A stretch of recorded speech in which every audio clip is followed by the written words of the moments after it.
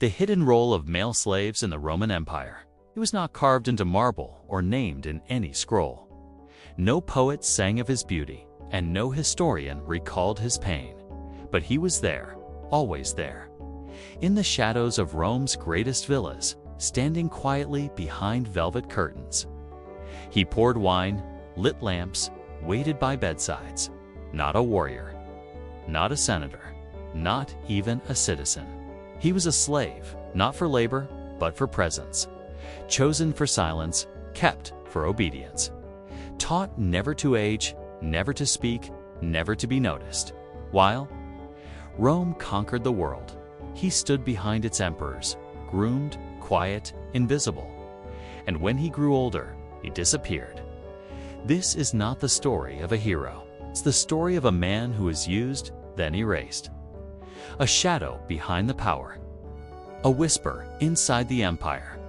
In the grand imagination of the Roman Empire, we often picture soldiers, senators, emperors, and gladiators. What we rarely picture, or are rarely taught to picture, are the tens of thousands of enslaved men who existed in silence between those marble walls. Rome did not simply use slaves. It depended on them. By some estimates, nearly 1 in 3 people living in Rome during the imperial period was enslaved. They came from conquered provinces, Gaul, Hispania, Judea, Thrace, Numidia, and beyond. They arrived through war, piracy, inherited debt, or birth into bondage. Once inside Roman borders, their lives were no longer their own. We often imagine male slaves as laborers, breaking stone, rowing ships, building roads. But a great many were assigned to the domus, the Roman household. Here, slavery wore silk. It bathed in scented oils, and it obeyed with a lowered gaze. Within these villa walls, roles were clearly divided. There were cooks and gardeners, scribes and tutors. But some young boys were chosen for subtler purposes, more intimate, more invisible. They were often selected for their beauty, their softness, their perceived gentleness. Sometimes they were eunuchs, made so to prevent romantic entanglements or unwanted offspring. Other times, they were simply trained to be docile, to know when to smile, when to bow, when to disappear. These boys would serve in bedrooms and baths, antechambers and banquet halls. They poured wine, massaged shoulders, dressed their masters, entertained with music, or simply stood still, part of the decoration. Silent, beautiful, and utterly powerless. Unlike prostitutes, they were not paid. Unlike wives, they could not refuse. Unlike other slaves, their labor was not physical. But it was no less taxing. The Roman legal system offered them little protection. A master could use or discard them as he pleased. If the slave resisted verbally or physically, punishment was swift and brutal. A beating, a branding, a sale to a harsher house. Sometimes even death. The elite of Rome prided themselves on dominance, not just over provinces, but over people, bodies, and choices. A well-run Roman villa was one in which every slave knew his place and stayed there. And yet, even in this rigid system, male slaves like these occupied a strange and vulnerable space. They lived at the very heart of elite power, and yet they were seen as less than men. They were not gladiators. They were not lovers. They were not equals. They were living ornaments. They were the ones who smelled of incense and roses, not sweat and dust. They were praised for their quietness, not their courage.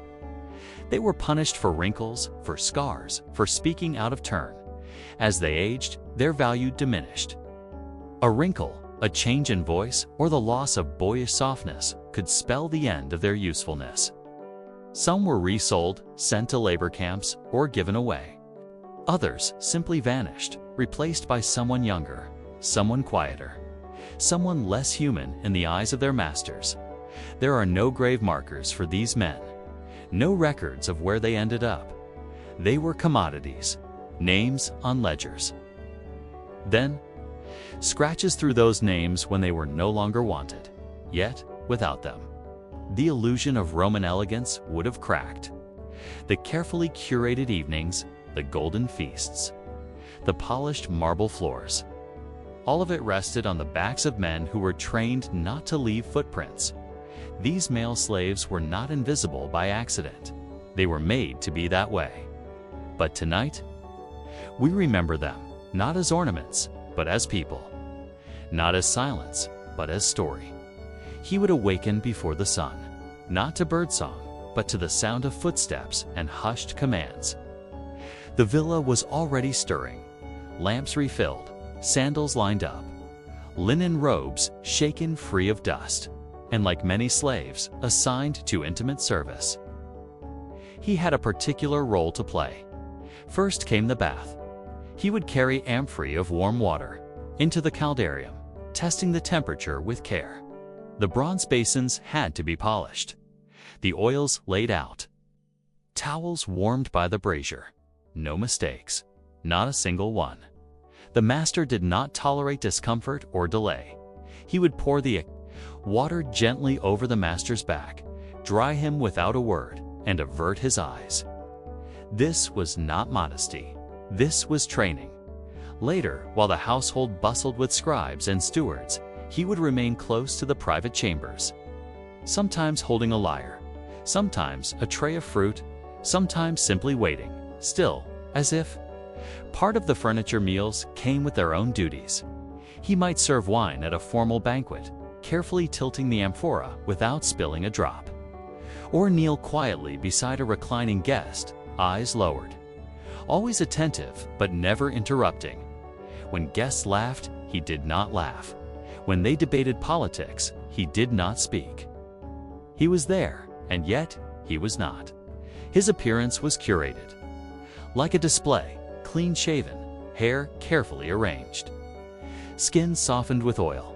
He wore a pale tunic of fine linen, tied with a decorative cord, not for his comfort, but for theirs. Sometimes he was instructed to sing or to recite poetry he did not understand. Other times, he played quiet music in the corner of a candlelit room while senators lounged on cushions, discussing things that shaped the world outside. He could not read the scrolls.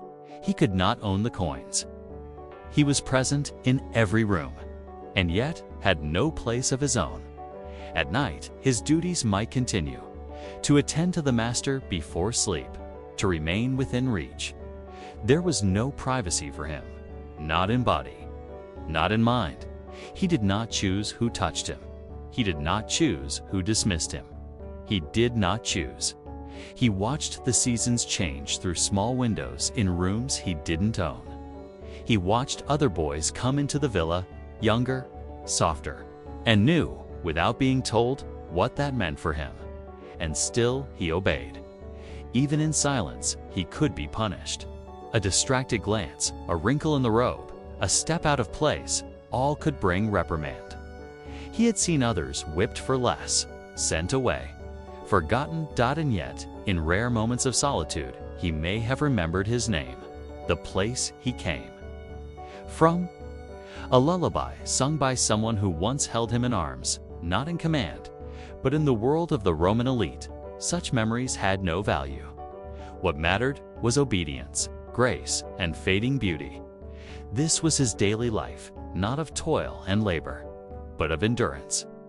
Endurance of being looked at without being seen, of serving in silence while never being asked what he wanted. He was not a man in their eyes. He was a role, a reflection, a possession, but he remembered. And tonight, so do we.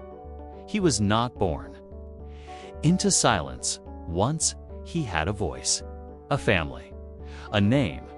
But when he arrived in Rome, stripped of language, freedom, and dignity, those things were taken slowly, deliberately, until they no longer mattered. At first, he was noticed, praised even. A new addition to the household, young and pale and obedient.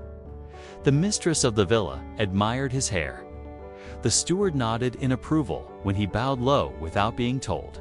His training was perfect, smiled at the right moments, learned to walk softly, speak rarely, and never look too long into a master's eyes.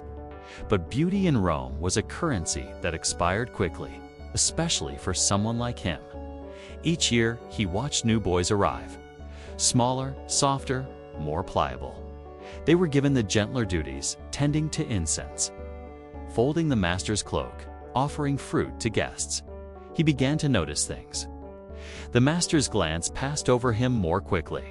He was spoken to less, corrected more. Once he was summoned only to be told he stood too close. Another time, he was punished for wrinkling a silk robe. The punishments were never loud. A slap, a cold night without cover, a quiet scolding in front of others that made his insides burn. There were moments he longed for a loud, brutal punishment. Anything but this slow unraveling, this quiet erosion of purpose. One evening, he was told not to attend the master's banquet. He stood in the hallway instead, listening to laughter he once poured wine into. The new boy was singing, badly, but no one seemed to mind. And so the silence deepened. He was moved to a smaller room. No brazier for warmth, no perfumed oils. Just a straw mattress and a wooden stool. He still served. Still folded tunics. Still waited. But now he was invisible. He aged quietly. Barely 20. But already too old. There was no ceremony to mark the end. No farewell or dismissal. One morning, the steward simply handed him a bundle of worn clothes and told him to follow. A merchant. The merchant did not speak. He looked him over like livestock, then led him away from the villa, past the gardens he once swept, the marble baths he once polished, and the guests who had once commented on how quiet and well-trained. He was. No one looked at him now. The streets of Rome were not kind to discarded beauty. Some former concubines found their way into brothels. Others were sold to field labor or sent to die in the mines of Sardinia. He was lucky, they said, to be placed in another house. Smaller, poorer, but still within city walls. There, he was not required to look beautiful. He was required to scrub floors, carry water, cut firewood. His back ached, his fingers cracked. And yet, for the first time in years, no one touched him. Without warning, he was no longer valued for his silence. Now he was simply expected to endure. Time passed. The villa he once served in likely changed hands. The master perhaps died. The mistress remarried. The new boys grew into men or vanished, like him. There were days when he passed that house from a distance and stared at the walls that had once caged his youth. He wondered if they remembered him. He knew they did not. Sometimes he caught a glimpse of someone who looked like he once did, standing in white linen, holding a golden tray. It was like watching his reflection from years ago, polished, still, temporary. Eventually, his body gave out. Perhaps he fell ill. Perhaps he was worked too hard. Or perhaps he simply stopped trying to be anything at all. There was no funeral, no marker, just a name no one remembered, a face no one missed, and a silence that had become permanent. But his story, his quiet, tragic story, speaks louder than we think. He lived in rooms built for emperors. He poured wine for senators who shaped the world. He was close to power, but owned none of it, seen, but never known.